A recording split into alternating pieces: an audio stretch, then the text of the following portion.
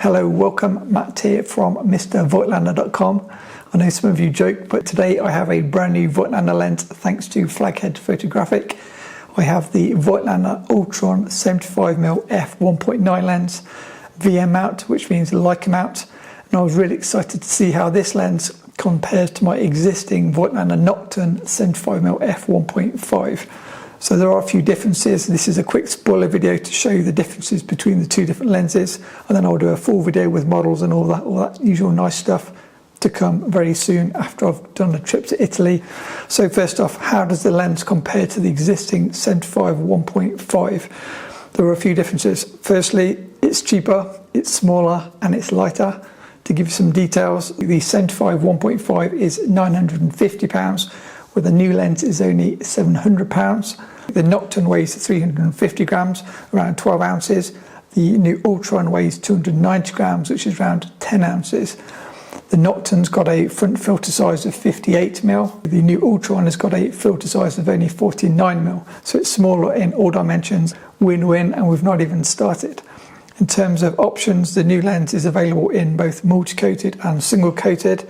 And this is important, and I'll talk about that in just a second. And the new lens has a close focus distance of 0.5 meters, rangefinder coupled from 0.7 meters. So this is really good for any of you guys shooting mirrorless and want to get that little bit closer without using a helicoid adapter. So far so good. Here are the two lenses side by side, and you can really see the difference in the size, both from the front element and in terms of the height. As I say, the old lens is 1.5, the new lens is 1.9. The question you may have is, how do the two lenses compare, especially for center sharpness for, say, portraits, if you shoot similar to how I shoot. So jumping on Lightroom, first, if we compare the Voigtlander 1.5 at 1.5 versus the ULTRON at 1.9, and you can see they're both fairly similar. I'd say the edge goes maybe to the NOKTON at 1.5. If we now do f2 versus 1.9, and again I think the NOKTON is slightly sharper. Then if we do 2.8 versus 2.8, again maybe a slight edge to the NOKTON, but they are very similar now. And f4 versus f4, and again very similar. Okay, well, vignetting. So those marked green are the ULTRON, those marked pinkish colour are the older NOKTON. The NOKTON at 1.5 has heavy vignetting, but both lenses from around f2 show similar vignetting from then onwards. What about corner sharpness? So this is a crop from the corner of an image. At f1.9 and f2 respectively, the NOKTON seems better, but by f4 they're pretty similar from my quick test. In terms of bokeh, here's the 1.9, and because it focuses to 0.5 meters, you can get bigger bokeh balls, even though it's a 1.9 lens versus a 1.5 lens. Both are very nice shot wide open. If we now look at the ULTRON on its own, on the left you can see an image wide open at 1.9, and then on the right you can see the same lens at f2.8, and you can see an increase in pretty much all improvements in terms of contrast, pop and sharpness. My next photo shows 2.8 on the left and f4 on the right. Again, quite a big improvement just going from f2.8 to f4. So similar to some of the vintage lenses I've been testing recently, every f-stop is showing quite dramatic improvements compared to modern lenses, where a lot of modern lenses you don't see a huge change, especially with, say, the Voigtlander Apo lenses. They're just sharp from the start and they stay sharp.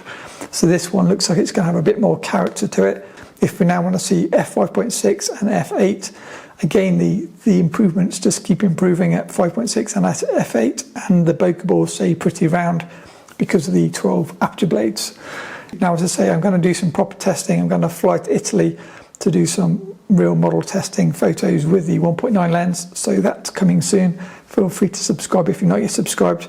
But the big question is, how does the lens compare in real world use to the 1.5 lens? Let's say you already own the 75 1.5. Now, actually, I had a well-timed call with Peter Coulson, who's an Australian model photographer and YouTuber, a big YouTube channel and very successful. I was chatting to him earlier today on the phone because we're going to do some collaborations, and he'd tried the 75 1.5 NOKTON on me suggesting I liked it, but he found it was too modern looking, so too contrasty, too perfect. Now the great news is the 75 1.5 NOKTON was only available in multi-coated. The new ULTRON is available in multi-coated and single-coated. Now the advantage of this is for anybody that doesn't like the Sense5 1.5 because it's that little bit too modern, if you buy the single coated version, that's going to give you much more vintage rendering and something, dare I say it, more similar to a Sense5 1.4 summer looks like a lens. I can't promise, but it's going to give you something slightly closer to a more vintage lens because it's going to be less modern with the single coating. So if I can get a single coated lens as well to test, I'll do another follow-up video showing how the single coated lens compares. But yeah, just chatting to Peter this morning, I was like, maybe this lens will solve that problem. So Peter, if you're watching, look out for the single coated Voigtlander ULTRON Sense5 1.9. If you are tempted by the new ULTRON lens, a few things to note. The old lens was available in silver and black. I've got the black one. The new lens, if you buy the multi-coated, it's matte black and it looks really nice on, say, a matte black like M6 or like M4P as I have. Or you can get the black paint single coated version. So hopefully something for everybody. That's it for this very quick video. As I say, feel free to subscribe. If you want to see the video on the Sense5 1.5, I can link it next. Here are a few portraits to whet your appetite shot with the Sense5 1.5 NOKTON.